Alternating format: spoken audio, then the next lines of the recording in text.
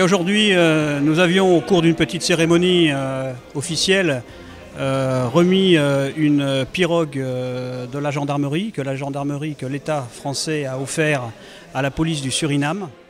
Et nous avions donc organisé cette petite cérémonie au niveau du bac international à Saint-Laurent-du-Maroni en présence de M. Brahms, le directeur général de la police du Suriname.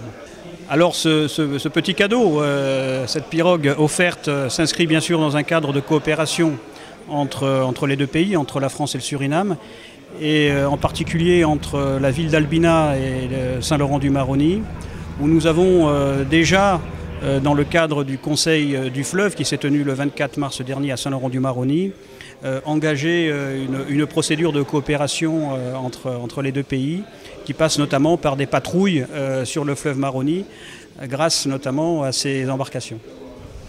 D'autres engagements de coopération sont attendus au courant de l'année ? Bien sûr, la coopération est permanente. Je parlais tout à l'heure du Conseil du fleuve. Il y en aura donc un autre en septembre prochain, où là nous essaierons de coopérer encore davantage au niveau du fleuve Maroni.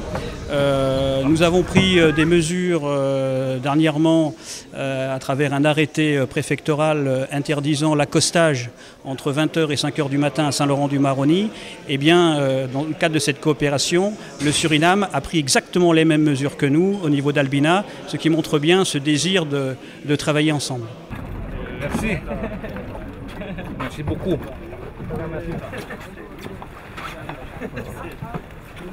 Cette embarcation qui est donc cédée à nos voisins surinamais constitue naturellement un vecteur supplémentaire dans la lutte contre toutes les formes de criminalité qui transitent par le fleuve sur cet espace transfrontalier entre Albina et Saint-Laurent-du-Maroni. Donc ça va être un moyen supplémentaire pour tout ce qui est contrôle, tout ce qui est surveillance, dissuasion de tous les types de trafic que nous pouvons rencontrer et qui transitent par le fleuve Maroni et qui atterrit malheureusement sur nos berges respectives, que ce soit celle du Suriname, soit celle de la France.